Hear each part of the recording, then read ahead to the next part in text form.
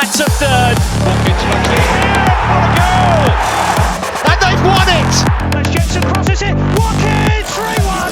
Brentford have won here. Armstrong hit the shoot. What a goal! What a goal!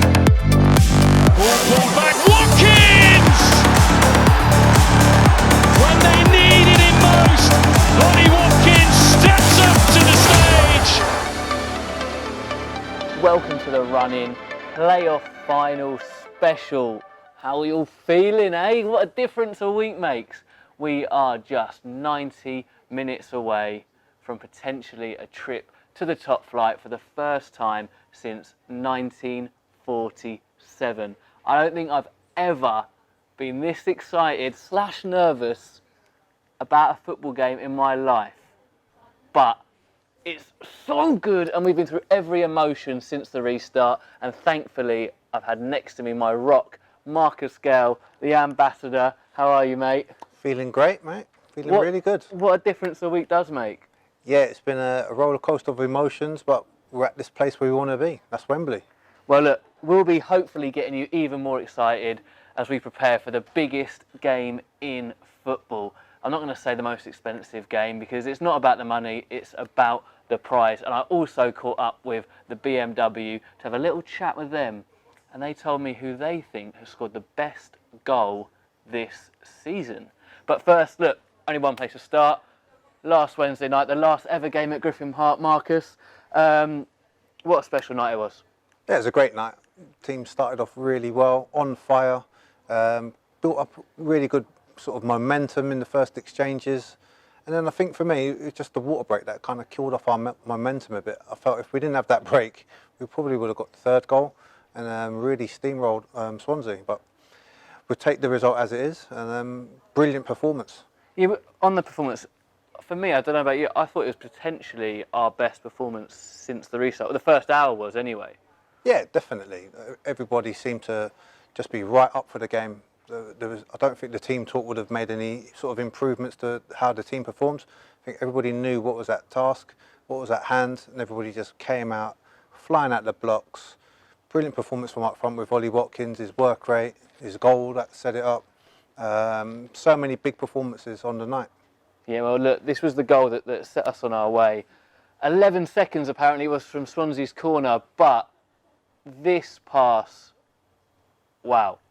Yeah, well, that's his weaker foot. So to do that on his weak side, the confidence that he has, he's basically cut the grass with that pass.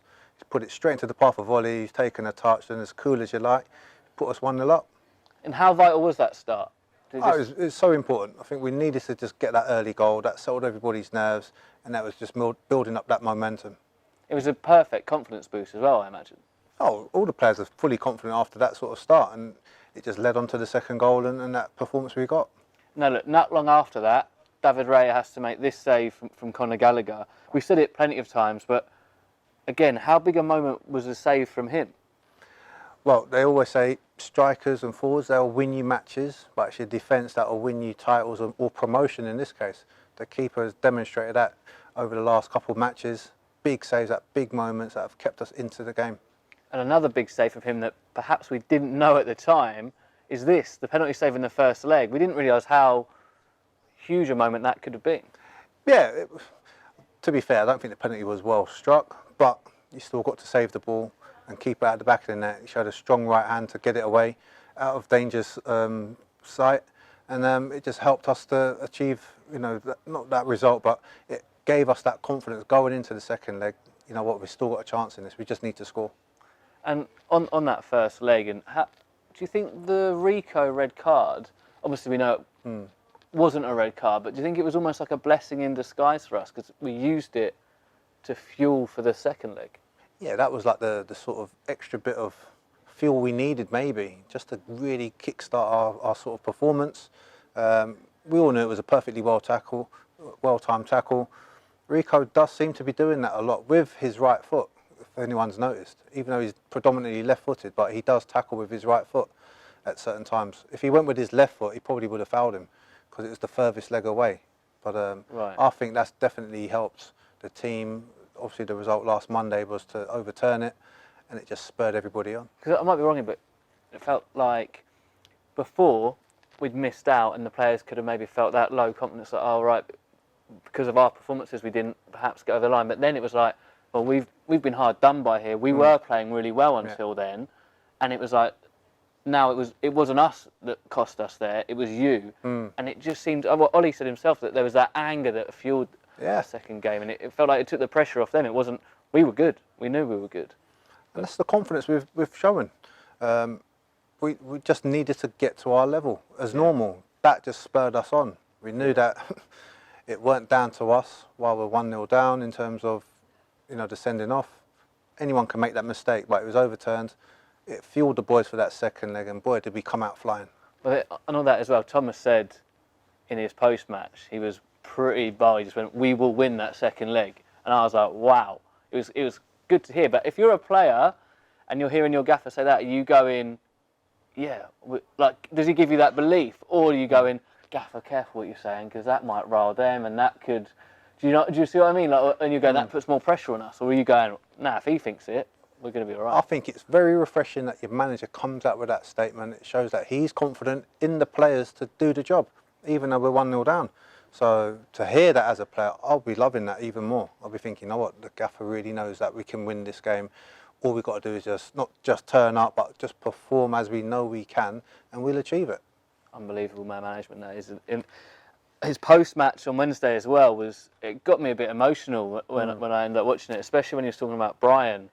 I mean, what an amazing thing for someone like him for those who missed it, Bryan and Mbeumo chatted to the players pre-match in the warm-up, and what an amazing thing to do for someone of his age and kind of own up to maybe saying, I haven't been on it as well as I have been in the past at the moment. Well, it just shows it means a lot to him. His first year in English football, he's had a brilliant season so far.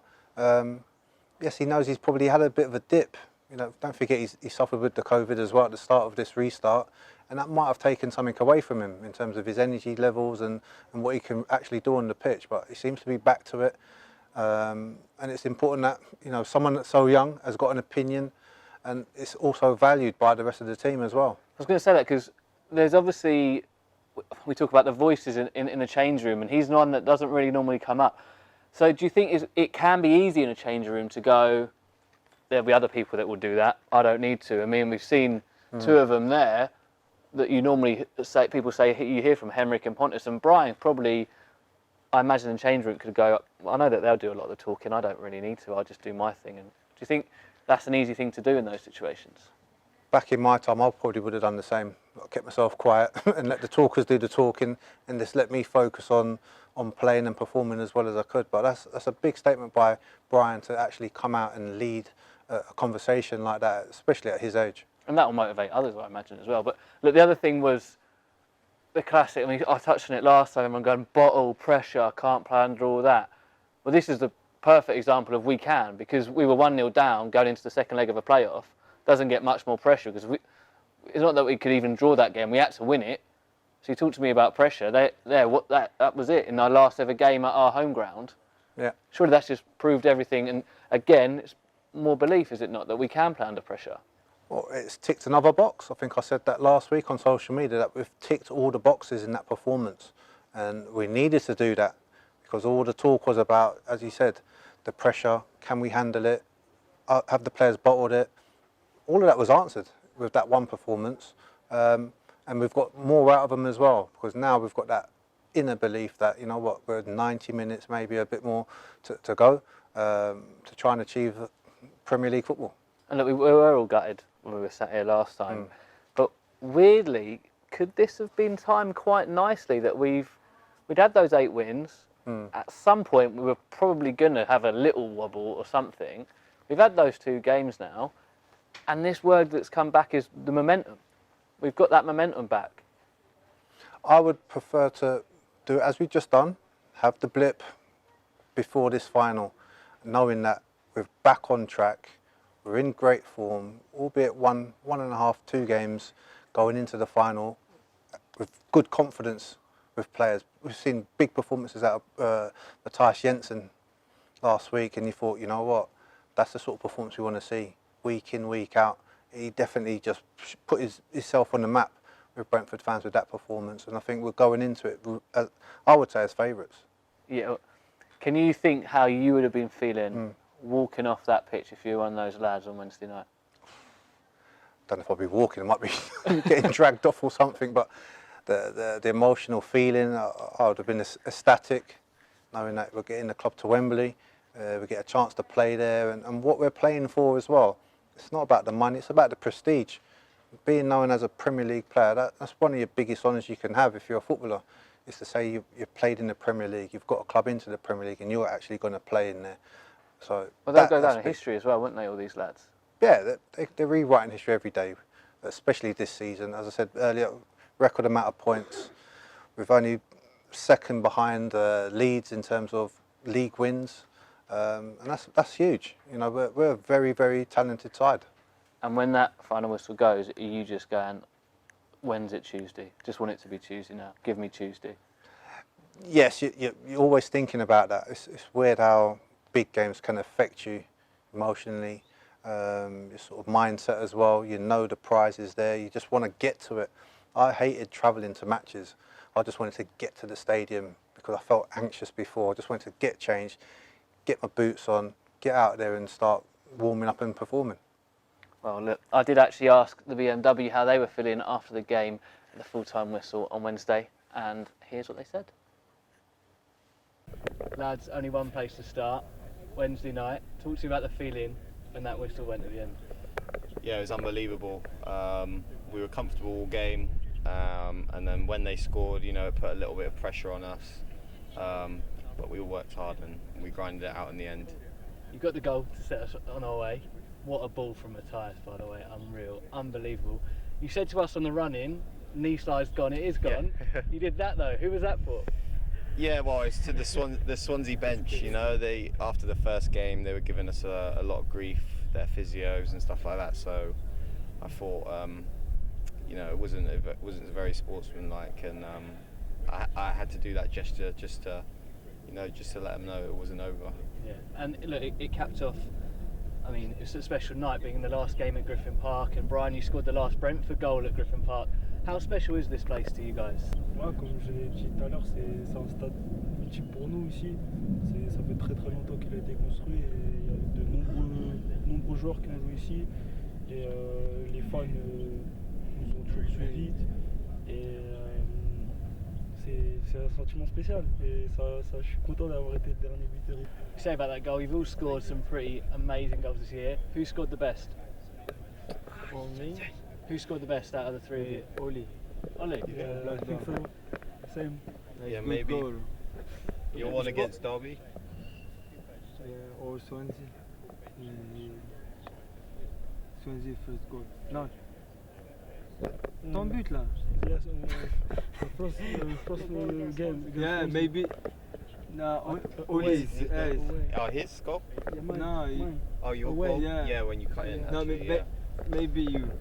To be fair, it's nice we've all scored. Yeah, everyone's being really nice, going your goal, your goal. No one's going my goal, my goal. No, I think it's Ollie. Yeah, Ollie. Yeah, we'll go for mine. En fait, non, Ollie, je pense, en plus il y avait 1-1, je crois, Ouais. 2-0, il marque un but magnifique. Donc c'était, ça nous remet, on fait 2-2, mais And look, it's all geared up nicely for Tuesday, but after that performance, how excited are you guys to be playing at Wembley on Tuesday and against Fulham, local rivals? Yeah, I think, you know, after a few dodgy results, we've come in and we've gone back to how we came out of the lockdown. You know, we've got good momentum now. All the boys are feeling good. So I think we can't wait to get out there. That was filmed on Friday when we were actually filming a series of Griffin Park memories with legends from the club over the years, and that will be for the Celebration of Griffin Park show, which we'll be bringing you on the 22nd of August, details of which are on the club website. Now, I think they finally agreed on Ollie's goal against Blackburn goal of the season. Go along with that? I mean, there's been some class goals. There's been some top class goals, but yeah, I could go for that. Yeah. I think the angle of where he struck it played a part as well, the timing of it as well. Volleys just look better, don't they? It's weird. You've got to go with volleys. Yeah. Because it's a much more difficult skill to sort of control the ball when it's off the ground. But what an execution by Ollie. Yeah. And look, he said that he can't wait to get back out there. We can't wait for the game. So let's talk about the game. Be honest, did you have a preference over who we would play out of Cardiff and Fulham? I thought Fulham might be getting there. We've probably got a little bit more to fear with them, technically, compared to Cardiff or Swansea. But you know what? We're there. I think we've got the knowledge of we've beaten them already, and recently as well. They will have that in the back of their minds going into that as well. So I was going to say that. So do you think that will genuinely have an impact? So say you've played a team, would you be thinking, I've come up against these lot already this year and I didn't have a good time against that fullback, or I didn't have a good time against that centre half. He had me. Would that be in your mind going into this? That would be definitely in my mind. If I've played against a fullback and I've roasted them a few times, I've got the upper hand, I'll be relishing the next game, because I know in his brain he'd be thinking he can't contain me. And I hope the Brentford players go out with that sort of mentality, is that, you know what, I've got the beating of you and I'm going to get the beating of you in this next encounter, albeit at Wembley. Yeah, and look, the next big talking point is Mitrovic. Will he make it? Won't he make it? 6:45, team sheets come out. Do you think Alexander Mitrovic will be in that first 11? I think they'll keep him on the bench and utilise him in the latter half of the second half. I think they'll probably go with a bit of pace up front with Bobby Reid, to be honest. I don't know, but I'm just, looking forward into thinking, it's a big pitch. Can Mitrovic get around that pitch as well as he could? But we're there to see it. But I think he will come on. Yeah, and does that make it trickier for us that we don't know? Because I imagine they probably expect him will play with the front three that we quite often play with. Because we don't know who they'll go with, does it make it trickier? Because they play so differently with each combination, don't they? Yeah, I think they play probably a bit more quicker without Mitrovic, because he's not blessed with the pace, so he's not going to give you that threat behind.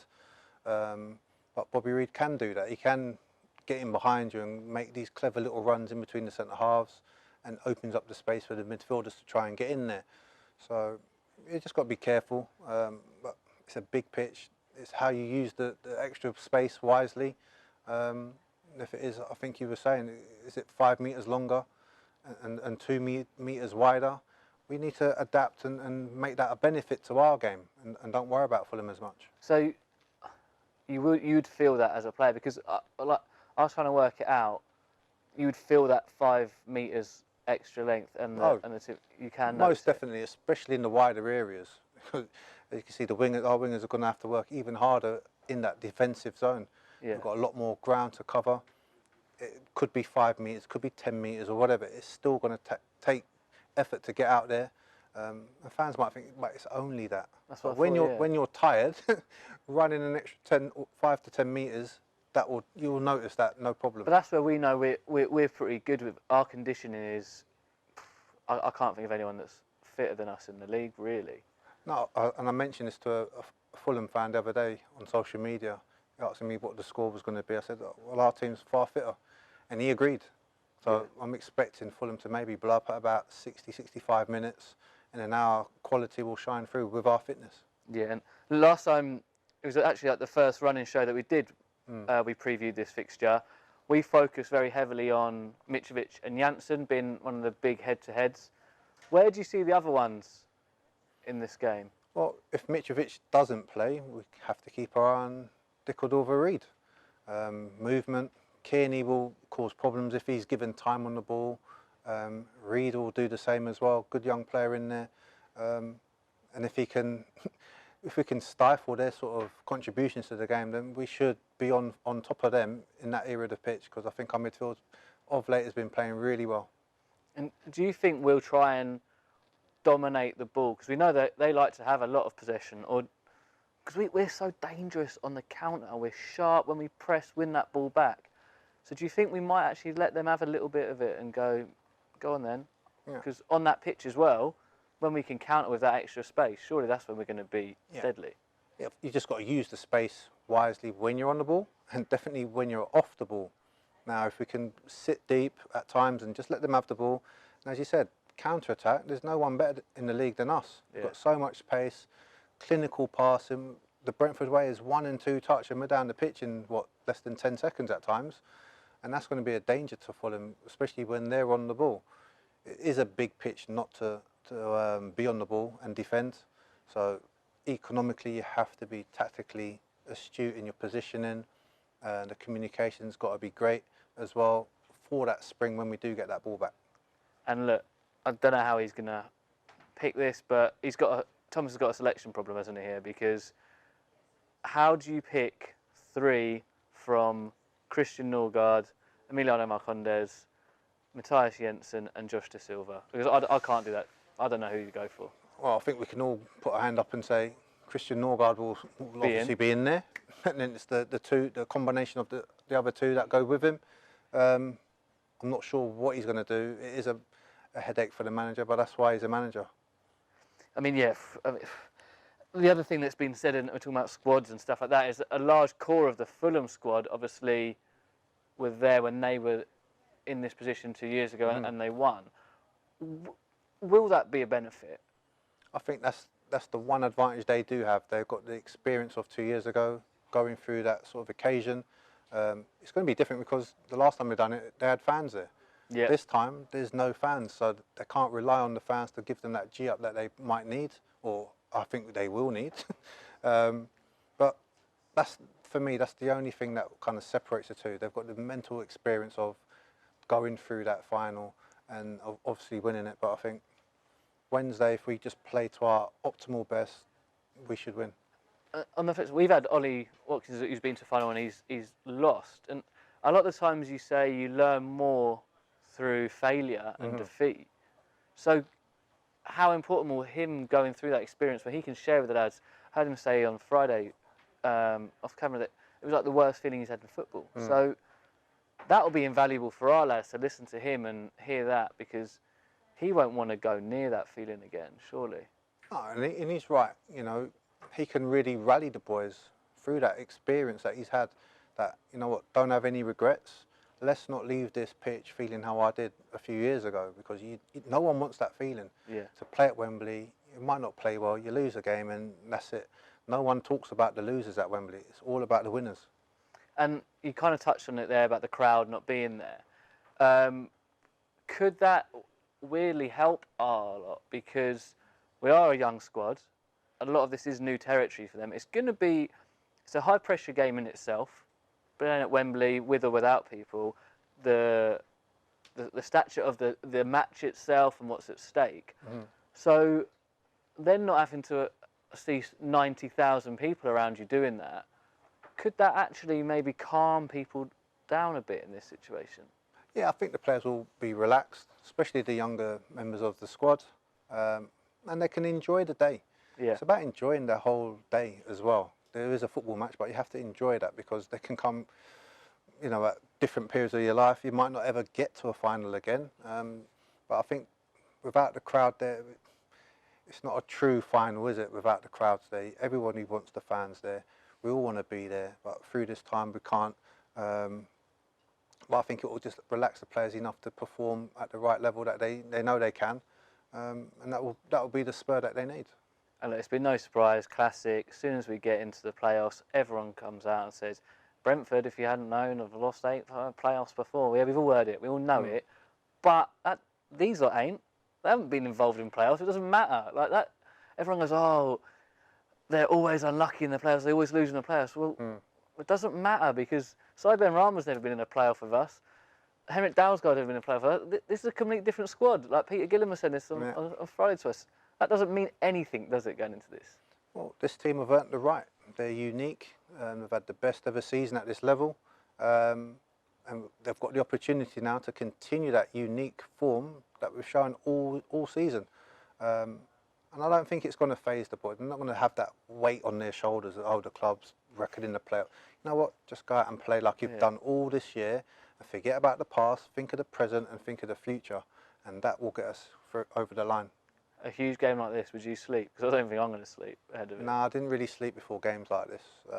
You're too caught up with what you're supposed to do. Yes, you've got to try and relax, but I think it's like Christmas. The night before Christmas, you just want to open up the presents and get there. And it's the same like with these sort of games, these big games where you just want to get there and then you can relax and enjoy the moment. So Well, they nap. Do they still nap in the day? I'm sure back in the day you used to have I a nap. used to hate sleeping. I used to be scared about sleeping during the day for a night match because I thought it's going to really affect me. Is that what you're meant to do? Is that normally in the schedule? It's put into the schedule.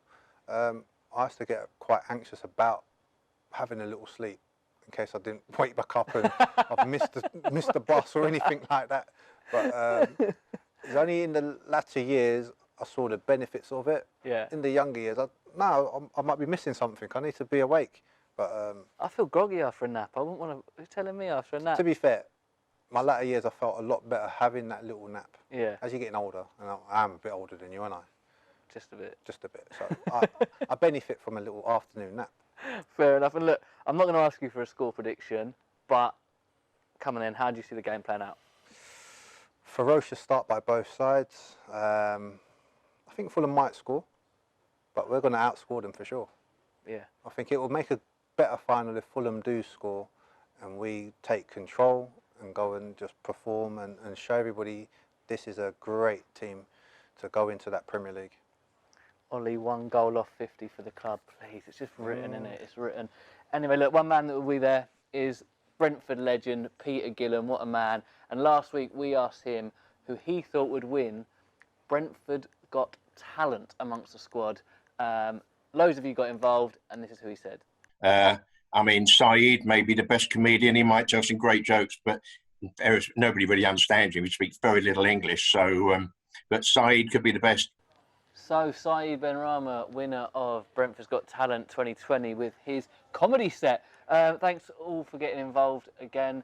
Marcus is going to have a rummage around his bowl and pick out a winner for us. All right, here we go.